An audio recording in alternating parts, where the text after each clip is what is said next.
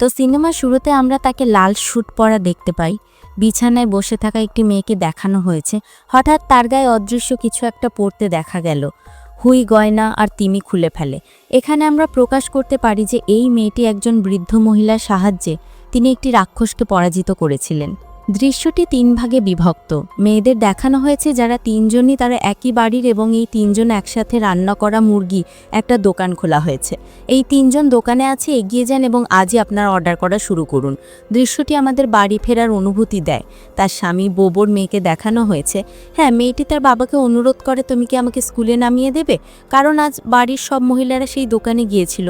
বোবো রাজি হলো এবং ইতিমধ্যে তার ভাই বায়ু এখানে সে হাতে একটা মোরগ নিয়ে আসে।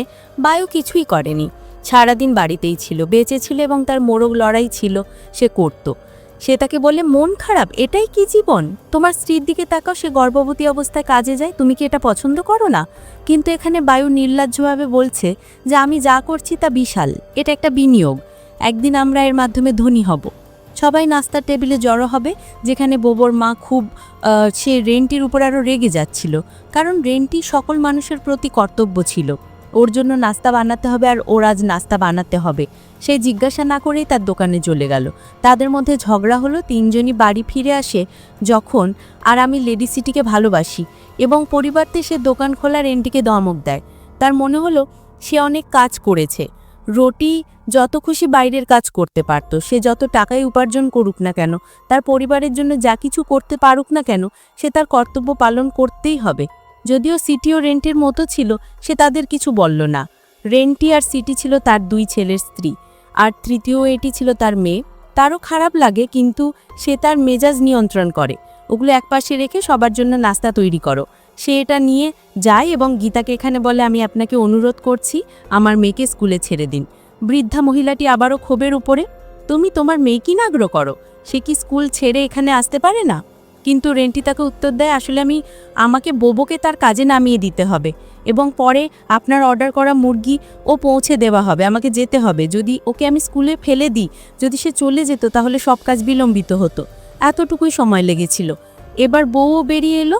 সে টাকাগুলো তার মা বৃদ্ধ মহিলাকে দেয় এবং সে তার কিছু সঞ্চয় বায়ুকে দান করে, যাতে তার গর্ভবতী স্ত্রী কিছু পান, কোনো সমস্যা না হয়। আচ্ছা, এখন রেডি এবং বোবো উভয়ই সে তার কাজে চলে যায়। সে বলে, যখন বোমা ফাটায় আমার খুব খারাপ লাগে, আমার ব্যবসা নিয়ে এত বাজে কথা। ঘরের কাজ ছাড়াও আমি এত অতিরিক্ত কাজ করি, কিসের জন্য? যাতে আমাদের পরিবার সুষ্ঠুভাবে চলতে পারে। আমার আর তুমি ছাড়া ঘরে কেউ কাজ করে না, তা সত্ত্বেও মা আমাকে একটু বেশিই ভালোবাসে।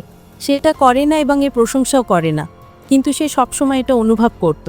মনে হচ্ছে আমি শহরের সাথে অভদ্র আচরণ করছি। রেন্টিও রেগে গেল যে মা যখন তাকে বকাঝকা করতেন, বোবো তাকে কিছু একটা বলতো। সে এটাও বলেনি যে আমার স্ত্রী ভালো চাকরি করে, এখানে ভালো। সে তার কাছে ক্ষমা চায় এবং এখন এমন সময় নয়, আমি আপনাকে আমার পরিবারে যোগদানের জন্য অনুরোধ করছি, আমাকে এর সাথে মানিয়ে নিতে হবে। রুন্টি বলল, আমিও এটা করব, কিন্তু এর পরিবর্তে যদি আমি কিছু পাই, অন্তত তুমি আমার এই ধরনের জিনিসের পক্ষে দাঁড়ান। এই কাজগুলো করতে করতে এই লোকেরা পন্ডের পৌঁছে যায়। বোবো যেখানে কাজ করতো সেখানে বোবোকে নামিয়ে দাও। এটা করার পর রুন্টিকে তার কাজে যেতে হয়েছিল।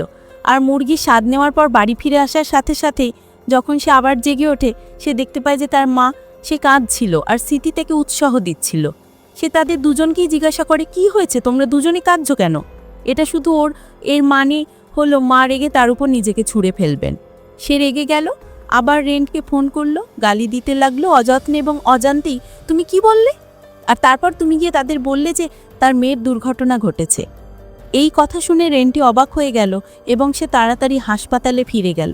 সেখানে যাওয়ার সাথে সাথেই তার দেখা হয় গীতার সাথে, যে তাকে জিজ্ঞাসা করে, আমি ক্ষমা চাইছি, এটা সব আমার দোষ।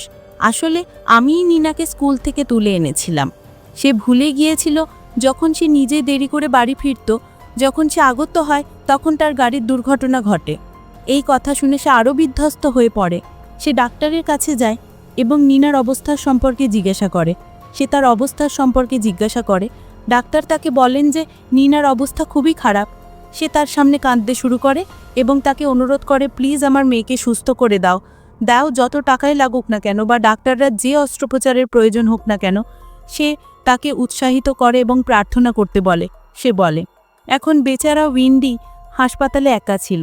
সে বসেছিল, সে এতটা বিরক্ত ছিল যে তাকে দেখে একজন বৃদ্ধা মহিলা তার কাছে এলেন, যার নাম ছিল ওটারি। সে রেন্টির জন্য কিছু খাবার এনেছিল।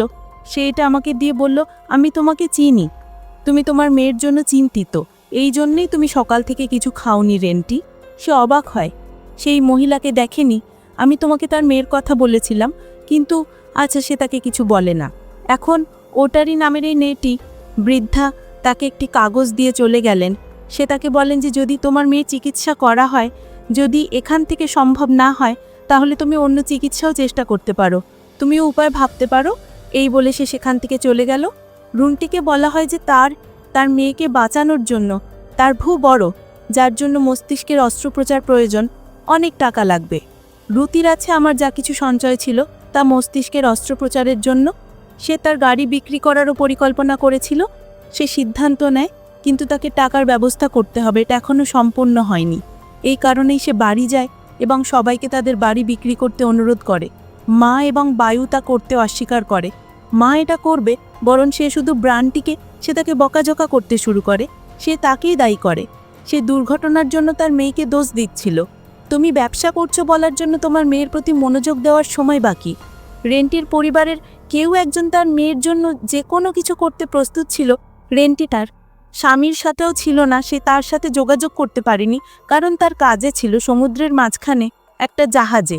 সেই বায়ু রেন্টির নিজের স্বামীর সঞ্চয়, সেও তাকে এটা দিতে অস্বীকার করে, বলে ভেবেছিল সে তার স্ত্রীর উপকারী হবে। যদি রুনটি কোনো উপায় না পায়, তার মনে আছে হাসপাতালের মহিলাটির যে ব্যক্তি তাকে কাগজটি দিয়েছিল, সে ঘরে ঢুকল। সে দ্রুত কাগজটা বের করে, সে বৃদ্ধা মহিলার সাথে যোগাযোগ করে। সে রেন্টিকে টাকা দিয়ে সাহায্য করবে না। এই মহিলাটি আসলে একজন ডাইনি ছিলেন, যে গৌরী নামের একটি আচারের অংশ হতে। সে বলে, এই আচারে তোমার বিয়ে হবে একটা রাক্ষসের সাথে, আর যদি তুমি কোনো রাক্ষসকে বিয়ে করো, তোমার সব সমস্যা একবার ভেবে দেখো, তোমার মেয়েও ভালো থাকবে। তুমি যেই হও না কেন, সে তোমার সব সমস্যা নিয়ে তোমাকে বিরক্ত করবে, ওরা শেষ হয়ে যাবে। রানটিও ভয় পেয়ে গেল, আর তার কাছে সব কিছুই ভুল মনে হচ্ছিল, কিন্তু কারণ তার আর কোনো উপায় নেই, তাই সে আচারে রাজি হলো। অনুষ্ঠানে সম্পাদনের জন্য প্রথমে ডাইনিদের অনেক কিছু করতে হয়। সে নিজের হাতে রেন্টিকে ধরে রাখার জন্য প্রস্তুতি নেয়। সে তাকে স্নান করায় এবং তার উপর কিছু পড়ে শোনায়। তারপর রেন্টির মুখে কাঁচা মুরগির কলিজা দেওয়া, এবং তারপর সে তাকে সুন্দর করে সাজিয়ে তোলে। এই সব করার পর সে তাকে ভালো করে চুমুক এসে আমাকে একটি সুন্দর সাজানো ঘরে নিয়ে গেল, যেখানে পুরোটা মেঝে, মোগরা মেঝে দিয়ে ঢাকা। সে রেন্টিকে বলে যে এখানে তুমি তোমার পুরো শরীরটা রাক্ষসকে দিয়ে দাও, তারপর তোমার সব সমস্যা। এবার সেই রাক্ষস, সে কোণে হয়ে উঠেছিল ডেমন থেকে। এই সময় একই দৃশ্য দেখানো হবে। সিনেমাটি এখান থেকে শুরু হয়েছিল।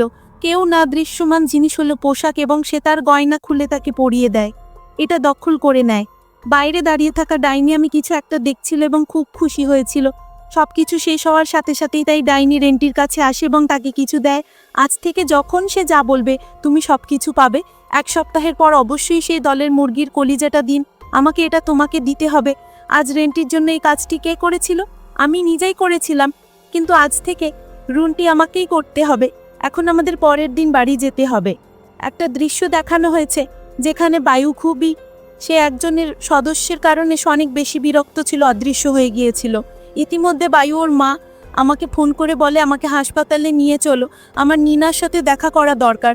কিন্তু বায়ু এই সময় মেজাজে ছিল না, আর সিটি ইতিমধ্যেই রেগেছিল, কারণ রেন্টির অনুপস্থিতির কারণে পরিবারের সদস্যদের তাকেই সব কাজ করতে হতো।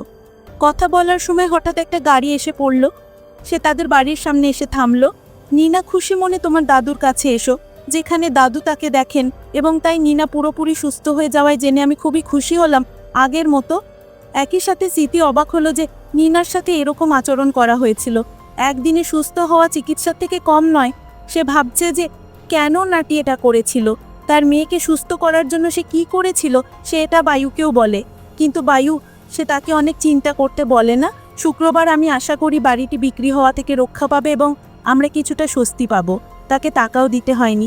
সে বলেছিল আমার মনে হয় রেন্টির কালো জাদু করা হয়েছে, কিন্তু জীবনীটি এখনও তার। সে জিনিসগুলো উপেক্ষা করে, কিন্তু সিটি রেন্টিকে রেখে সে কোথায় যাচ্ছিল, এবং এই অনুভূতি, সে বলে যে রেন্টি সত্যি সেই দিন থেকে সেখানেই ছিল। সে খুব অদ্ভুত আচরণ শুরু করেছিল। একদিন সে দেখে যে রেন্টি পুরো বাড়িটা বহন করছে, জানালা দরজা বন্ধ করে সোফায় বসেছিল। সে রেন্টিকে জিজ্ঞাসা করে, তুমি এত অন্ধকার কেন দিনের শেষে? ডোরবেল বাজে এবং যখন বাইরের দরজা খুলতে যায় সেখানে রেন্টি আর তার ছেলে ছাড়ার কেউ ছিল না, ওটা শুধু আমার মেয়ে ছিল। সিদ্রি ভয় পেয়ে গেল, সে পিছনে ফিরে তাকালো। যখন আমি ঘুরে দাঁড়ালাম তখন আগের মিষ্টিটা আমার কাছে অদ্ভুত মনে হলো। সে একটা ভয়ঙ্কর হাসি দিয়ে চলে গেল। স্মৃতি হতবাক হয়ে গেল। তাকে অন্য দান্তের দিকে তাকিয়ে রেখে আমি তাদের পিছনে গেলাম, কিন্তু এখন সেখানে কেউ ছিল না। না, পুরো ব্যাপারটা তাকে ভয় পাইয়ে দিয়েছিল। এই কারণেই সে গীতাকেও এই সব কথা বলে, আলোচনা করে যে সে একই সময় বাড়ি ছেড়েছিল।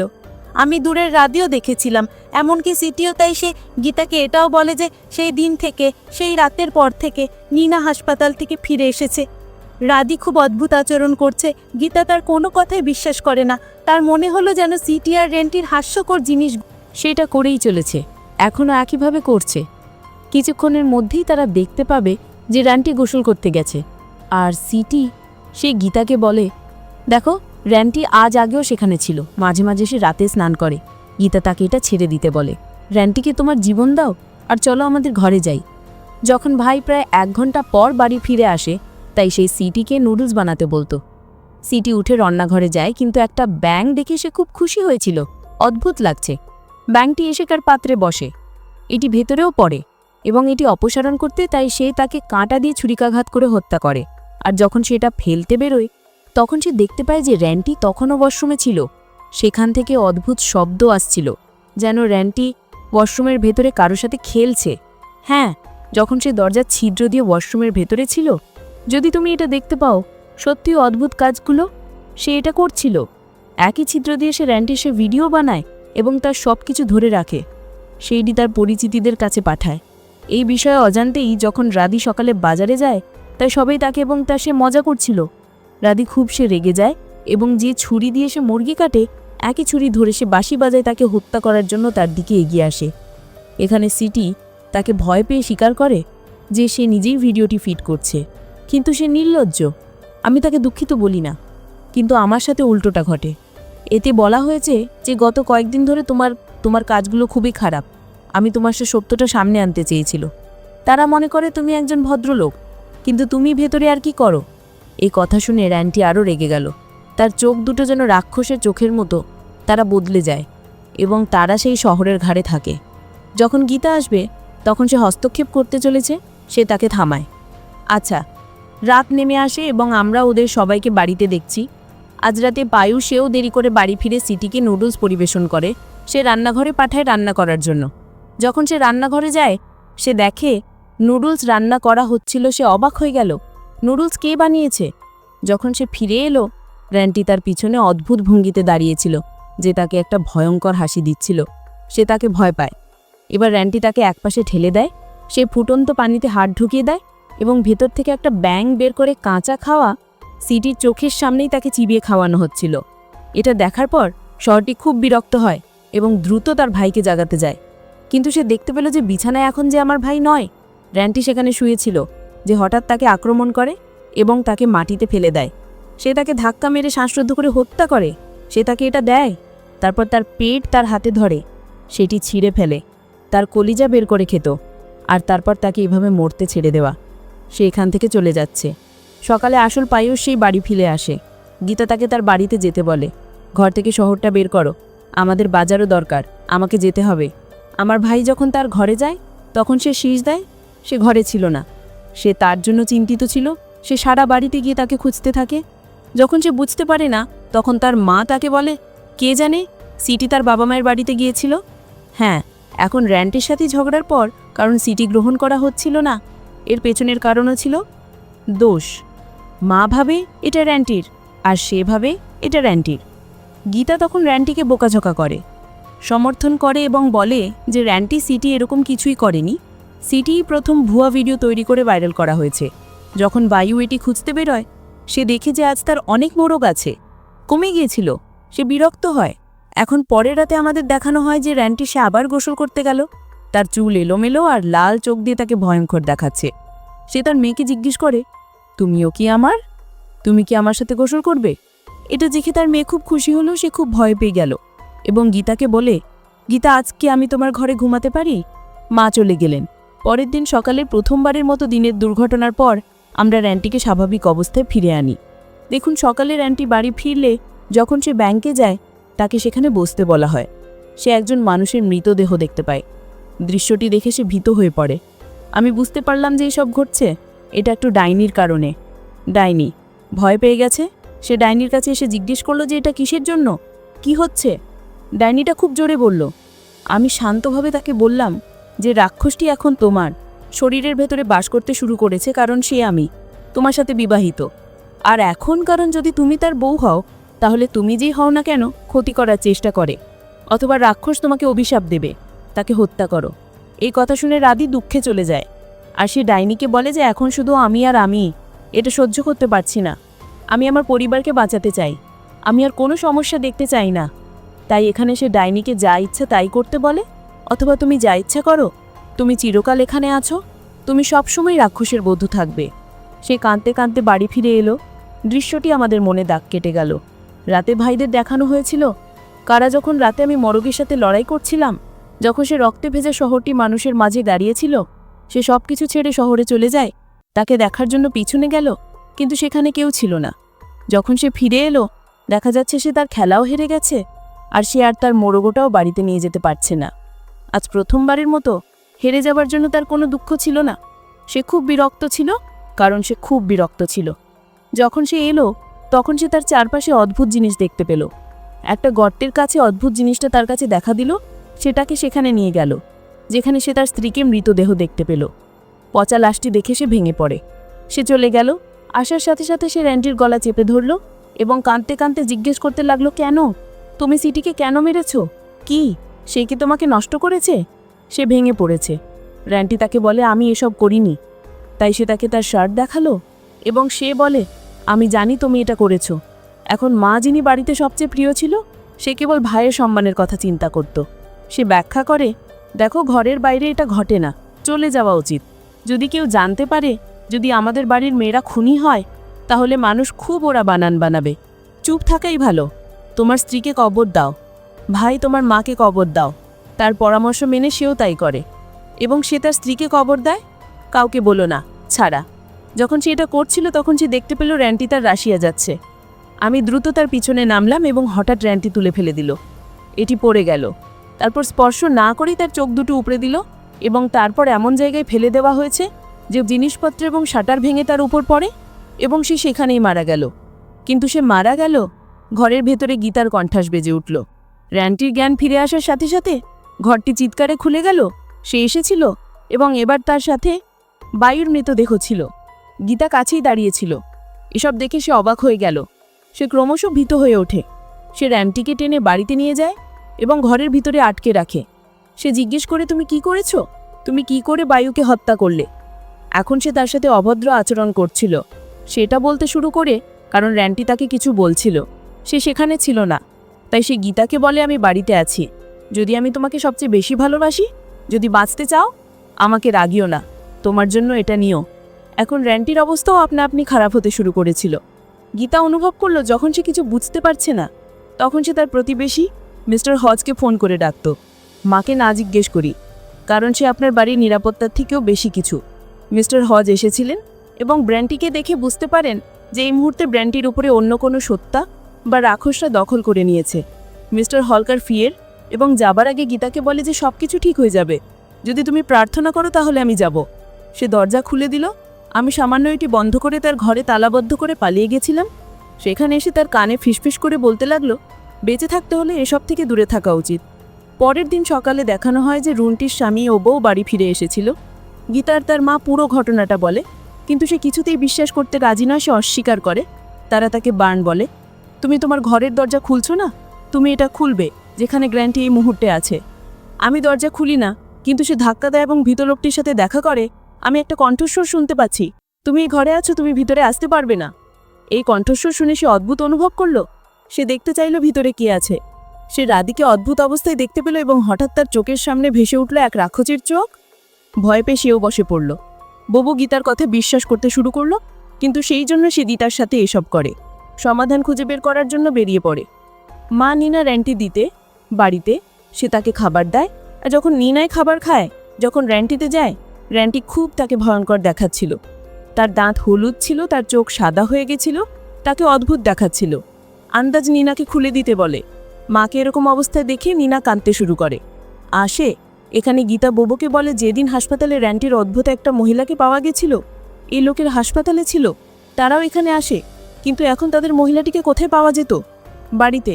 দেখানো হয়েছিল র্যান্টির ভেতরে থাকা রাক্ষসী নিনা ছোট্ট মেয়েটিকে হুমকি দিচ্ছে যে আজ তোমাদের সবাইকে হত্যা করা হবে। সে গিয়ে তার ছেলেকেই কথা বলবে। দিদিমাকে বলে আর দিদিমা বোবোকে বলে। সে ফোন করে আমাকে সব কিছু বলে তাদের তাড়াতাড়ি বাড়ি আসতে বলে, কারণ সে এখন অস্বস্তি বোধ করতে শুরু করেছিল। সে অস্বস্তি বোধ করছিল না, সে জানতো যে এবার র্যান্টি তার পিছনে লেগেছে। এরপর আমাদের কেবল এই বৃদ্ধ মহিলাকে দেখতে হবে। চিৎকার শোনা যাচ্ছে। নিনা, আমরা যখন এখানে এসেছিলাম তখন বৃদ্ধ মহিলাটিকে মৃত দেখতে পেয়েছিলাম।